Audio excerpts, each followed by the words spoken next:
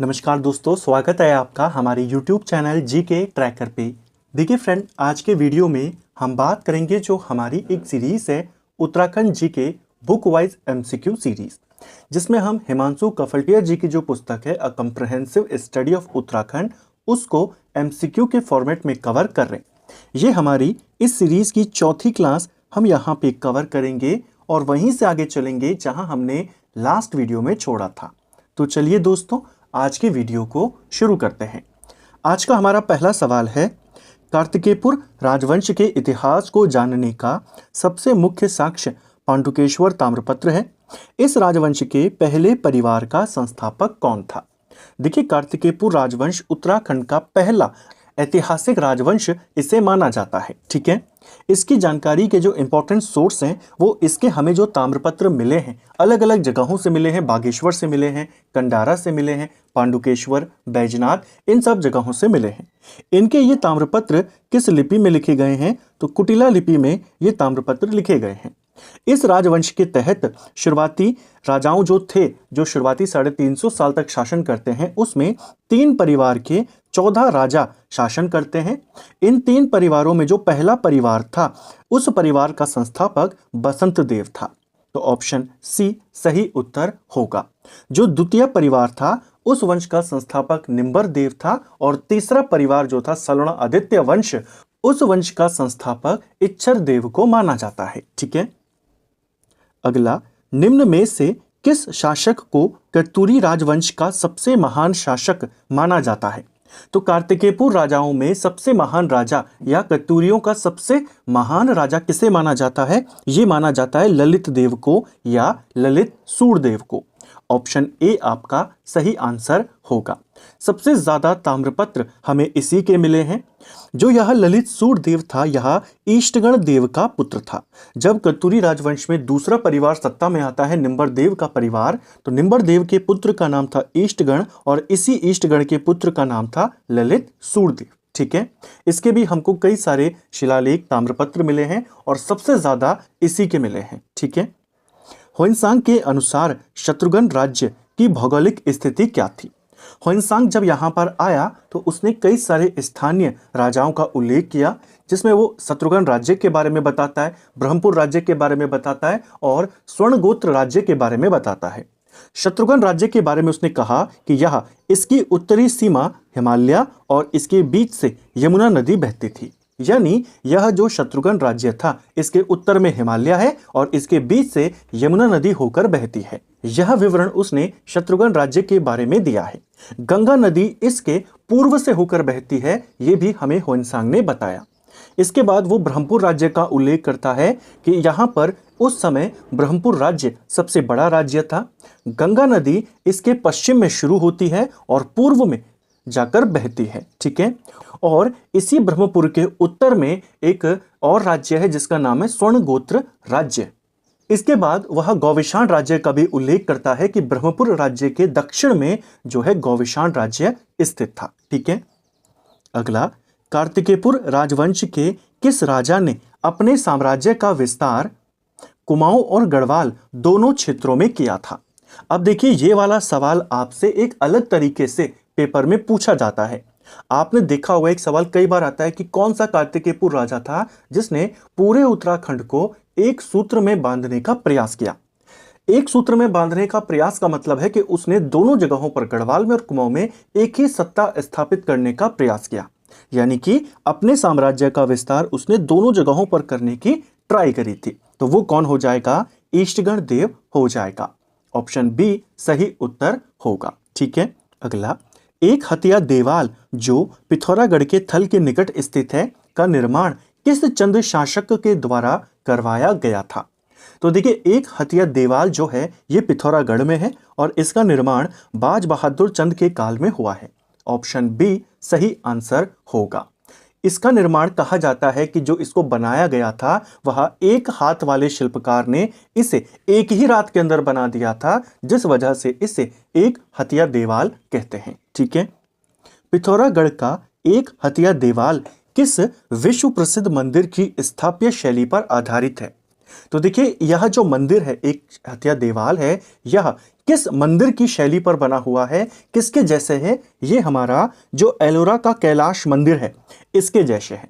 जैसे एलोरा का कैलाश मंदिर है वो कैसे बनाया गया है कि एक बड़ा सा पत्थर था, पत्थर की ही नक्काशी करके मंदिर का आकार उसको दिया गया। तो एक हत्या देवाल जो बना है वो भी इसी तरीके से बना है। क्वेश्चन भी बनता है उत्तराखंड में जो है वो एलोरा के कैलाश मंदिर के जैसा कौन सा स्मारक है या कौन सी चीज है, तो वो है एक हत्या देवाल। ठीक है, अगला, कुमाऊं के इतिहास में किस शासक के काल को कुमाऊं का स्वर्ण काल कहा जाता है? जो चंद वंश के किस राजा के काल को कुमाऊं का स्वर्ण काल कहते हैं? कई बार आपने देखा है जगत चंद के काल को कहते हैं। जगत चंद के काल में कुमाऊं में सांस्कृतिक विकास हो, स्थापत्य विकास हो या पूरे राज्य में समृद्धि हो, काफी ज्यादा आती है, जिस वजह से जगत चंद के काल को कुमाऊं का स्वर्ण काल माना जाता है। ठीक है, मध्यकालीन उत्तराखंड में नाली, ज्यूला, विसा, अधाली शब्दों का प्रयोग किस संदर्भ में किया जाता था? तो ये जो शब्दावली है ये किससे जुड़ी हुई है? ये शब्दावली आपकी भूमि मापन की इकाइयां थी। ऑप्शन बी सही आंसर हो जाएगा। ठीक है, इनमें नाली सबसे ज्यादा इस्तेमाल होती थी। ठीक है, अगला, मौखरी राजवंश का उत्तराखंड में शासनकाल कब से कब तक माना जाता है? तो जो मौखरी राजवंश है इसका शासनकाल उत्तराखंड में कब से कब तक माना जाता है? तो 7वीं शताब्दी के मध्य में इसका शासन उत्तराखंड में रहा था। तो 7वीं शताब्दी यहां पर आंसर होगा, यानी 600 ईस्वी की शुरुआत में इन्होंने यहां पे शासन शुरू किया था। बाद में मौखरी वंश के जो अंतिम राजा थे ग्रहवर्मा, उनकी हत्या हो जाती है और फिर किसका शासन यहां पे होता है? हर्षवर्धन का। तो 7वीं शताब्दी इसका आंसर होगा जो विकल्पों में नहीं है। 7वीं शताब्दी को आपने याद रखना है। ठीक है, अगला, कतुरी काल में राजा को सलाह देने वाली मंत्री परिषद को किस नाम से जाना जाता था? अब हम कतुरी राजाओं का जो एडमिनिस्ट्रेशन था, प्रशासन था, उसके बारे में जो उनके इंपॉर्टेंट अधिकारी थे और उनकी जो व्यवस्था थी उसके संबंधित सवालों को देखेंगे। जो कतुरी काल था उसमें राजा को सलाह देने के लिए एक मंत्री परिषद होती थी और इस मंत्री परिषद को क्या कहते थे? राजमात्य कहते थे। ऑप्शन बी आपका सही आंसर हो जाएगा। ठीक है, राजकुमार जो होता था, राजकुमार को सलाह देने के लिए कुमार अमात्य नाम की मंत्री परिषद होती थी। ठीक है, अगला, कतुरी प्रशासन में विदेश मंत्री के पद को क्या कहा जाता था? तो कतुरी प्रशासन में आज के विदेश मंत्री जैसा पद कौन सा होता था? महासंधि विग्रह शक पटालाधिकृत, ये जो पद होता था, शॉर्ट में इसे महासंधि विग्रह लिखा जाता है, यह आज का विदेश मंत्री के जैसा था। इसके अलावा दूसरे राज्यों के साथ कैसे संधि करनी है, किस टाइप की करनी है, वो सब भी इसी के अधिकार क्षेत्र में आता था। तो जो महासंधि विग्रह होता था ये मुख्य रूप से उस समय का विदेश मंत्री होता था। ठीक है, इसके अलावा एक और अधिकारी होता था अक्ष पटालाधिकृत, ये क्या होता था? ये गृह मंत्री होता था उस समय का। ठीक है, महदान शपटला अधिकृत अधिकारी का मुख्य उत्तरदायित्व क्या था? तो महादान अधिकारी है, ये मुख्य नाम इसका ये है। यह किस चीज का अधिकारी होता था? धार्मिक दानों का रिकॉर्ड रखने का काम ये करता था। ऑप्शन बी सही आंसर होगा। ठीक है, जो कतुरी राजा होते थे वे मंदिरों को, ब्राह्मणों को काफी ज्यादा दान देते थे, उसी का हिसाब किताब रखने का काम यह अधिकारी करता था, महदान शपटलाधिकृत। ठीक है, इसके बाद है निम्न प्रशासनिक पदों का उनके कार्यों के साथ सही मिलान करें। तो अब यहां पर कतुरी काल के कुछ इंपॉर्टेंट पदाधिकारी दिए हैं। महासंधि विग्रहक ये होता था विदेश मंत्री, ये आपको पता है, तो पहले का हो जाएगा 2। अक्ष पटलाधिकृत, अभी मैंने आपको इसके बारे में बताया, ये होता था गृह मंत्री, यानी दूसरे का होगा 1। महदान शपटलाधिकृत, ये होता था शाही दान का रिकॉर्ड रखने वाला, यानी तीसरे का होगा 3। और शर्वांग, यह उस समय के जो ऑफिशियल डॉक्टर्स होते थे, सरकारी डॉक्टर या शाही डॉक्टर होते थे, शाही चिकित्सक, उनके लिए इस्तेमाल होता था, यानी चौथे का हो जाएगा 4। तो 2 1 3 4 हमारा आंसर है। 2 1 3 4 आपका ये रहा, 2 1 3 4, ऑप्शन ए सही आंसर होगा। ठीक है, इसके अलावा और कौन कौन से इंपॉर्टेंट अधिकारी होते थे? एक होता था दिविर। दिविर क्या होता था? दिविर क्लर्क जो होते थे उस समय के, उनका सुपरवाइजर होता था, क्लर्कों का पर्यवेक्षक आप कह सकते हैं। इसके अलावा एक होता था महाप्रतिहार। महाप्रतिहार क्या होता था? राज दरबार का मुख्य स्वागतकर्ता, उसे कहा जाता था महाप्रतिहार। ठीक है। कत्यूरी शासन में नगरों में प्रवेश करने और बाहर जाने वाले लोगों का रिकॉर्ड रखने वाले अधिकारी को क्या कहते थे? तो वह अधिकारी जो लोगों के आने और जाने का रिकॉर्ड रखता था कि नगर में कौन कौन आ रहे हैं, नगर से कौन कौन जा रहे हैं, इस रिकॉर्ड के रखने वाले को कहते थे गमगामिक। ऑप्शन बी सही आंसर होगा। महाप्रतिहार क्या होता था? दरबार का मुख्य स्वागत करता। वर्मपाल ये क्या होता था? तो कत्यूरी काल में वर्मपाल सड़कें का इंपॉर्टेंट अधिकारी होता था, सड़कों का प्रमुख अधिकारी। कोटपाल की बात करें, यह किलों का सुरक्षा करता होता था, किले की सुरक्षा इसके हाथ में होती थी। कत्यूरी शासन में नदियों के घाटों और कर वसूली के लिए जिम्मेदारी अधिकार कौन हो सकता था? तो जिम्मेदार अधिकारी कौन था? नदी घाटों के निर्माण में, उनकी व्यवस्था को बनाए रखने में और वहां से टैक्स वसूली करने में ये काम करता था नरपति। तो कत्यूरी काल में नदी घाटों के निर्माण को लेकर, उनकी देखरेख को लेकर और टैक्स कलेक्शन को लेकर के काम कौन करता था? नरपति करता था। घटपाल यह द्वारपाल होते थे एक तरीके से, यानी जो पहाड़ी दर्रे होते थे उनके रक्षक होते थे। जो प्रांतपाल होते थे कत्यूरी काल में, ये सीमा सुरक्षा का काम करते थे। और विषयपति जो होते थे विषय के यानी जिलों के प्रमुख होते थे। ठीक है। अगला है, फिर से सूची को मिलाना है। प्रांतपाल अधिकारी क्या होता था? तो अभी हमने देखा प्रांतपाल सीमाओं की सुरक्षा करता था, बॉर्डर सिक्योरिटी फोर्स में यह होता था। तो पहले का हो जाएगा 2। कोटपाल की बात करें, यह किलों की सुरक्षा का अधिकारी होता था, पहले का 2 है, दूसरे का 1 है। वर्मपाल यह मार्गों और पथों की सुरक्षा का ध्यान रखता था, यानी तीसरे का होगा 4। और नरपति ये घाटों और कर वसूली का काम करता था, यानी चौथे का 3। 2 1 4 3 आपका सही आंसर है। यहां पर ऑप्शंस हट गए हैं तो आप मिला लेना, 2 1 4 3 इसका सही आंसर है। ठीक है। न्याय व्यवस्था के अंतर्गत वह कौन सा अधिकारी था जो जुर्माना वसूलने का काम करता था? देखिए, कत्यूरी काल की जो न्याय व्यवस्था थी उसमें न्याय देने का जो काम करता था उसे महादंड नायक कहते थे।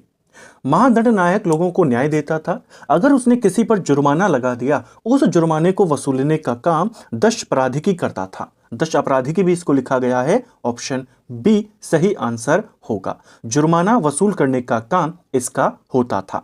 इसके अलावा प्रभातार ये भी एक अधिकारी होता था कत्यूरी काल में। इसका काम भूमि सर्वेक्षण करना और भूमि की मपाई करना होता था, भूमि मापना। ठीक है। कत्यूरी साम्राज्य की प्रशासनिक इकाइयों का सही अवरोही क्रम यानी डिसेंडिंग ऑर्डर क्या होगा? तो कत्यूरी साम्राज्य जो था काफी बड़ा था, तो वह साम्राज्य छोटे छोटे भागों में बटा होता था, उसको कहा जाता था प्रांत। ठीक है। एक प्रांत भी कई सारे विषयों में बटा होता था, यानी जिलों में बटा होता था, और एक विषय के अंदर कई सारे ग्राम होते थे। तो प्रांत, विषय, ग्राम ये आपका सही आंसर होगा घटते हुए क्रम में। जो प्रांत होता था इसके गवर्नर को या इसके प्रमुख को कहा जाता था उपरिक, इसे ध्यान रखना। विषय यानी जिले के प्रमुख को कहा जाता था विषयपति, और ग्राम के प्रमुखों को कहा जाता था महत्तम, इसे भी याद रखना है। ठीक है। कत्यूरी शासन में ग्राम स्तर पर ग्राम प्रमुख को क्या कहते थे? तो कत्यूरी काल में ग्राम प्रमुख के लिए महत्तम शब्द का इस्तेमाल होता था। अगर कोई व्यक्ति गांव का प्रमुख है तो गांव का प्रमुख है तो महत्तम, और अगर कोई व्यक्ति नगर का प्रमुख है तो उसे श्रेष्ठी कहा जाता था। दोनों को आपने याद रखना है। पांडुकेश्वर ताम्रपत्र के अनुसार कत्यूरी काल में द्रोणवाप, खारीवाप क्या थी? तो द्रोणवाप, खारीवापम ये भी भूमि मापने की इकाइयां कत्यूरी काल में होती थी। ऑप्शन बी सही आंसर होगा। कत्यूरियों के अगर हम टैक्स सिस्टम की बात करते हैं तो कत्यूरियों के काल में मंदिरों के रख रखाव के लिए जो भूमि दान दी जाती थी उस पर से कोई भी टैक्स वसूला नहीं जाता था, बाकी भूमि पर टैक्स लगता था। मुख्य टैक्स ऑफिसर जो उस समय के थे, 2 व्यक्तियों के नाम आपने याद करने। एक होता था भोगपति, ये भी टैक्स ऑफिसर है, राजस्व वसूली का काम करता था, राजस्व अधिकारी है। और एक होता था शौल्किक। सवाल बनेगा भोगपति और शौल्किक किस प्रकार के अधिकारी थे? राजस्व अधिकारी थे, कर अधिकारी थे उस समय के मुख्य। ठीक है, तो इसको भी याद रखना है। तो फ्रेंड्स, ये था हमारा आज का वीडियो जिसमें हमने उत्तराखंड जीके के 20 इंपॉर्टेंट सवालों को यहाँ पे देखा। हमने इन क्वेश्चन को पूरी डिटेल के साथ यहाँ पर करने का प्रयास किया, नए पैटर्न के अनुसार इनको जानने का प्रयास किया, जिससे आपकी प्रैक्टिस और आपका रिवीजन अच्छे से हो सके। उम्मीद करता हूँ आपको आज का वीडियो पसंद आया होगा। अगर आपको ये वीडियो पसंद आई है तो वीडियो को लाइक करें, चैनल पर नए हैं चैनल को सब्सक्राइब करें, अपने दोस्तों के साथ शेयर करें। वीडियो आपको कैसा लगा कमेंट बॉक्स में हमें ज़रूर बताएं। Thank you friends.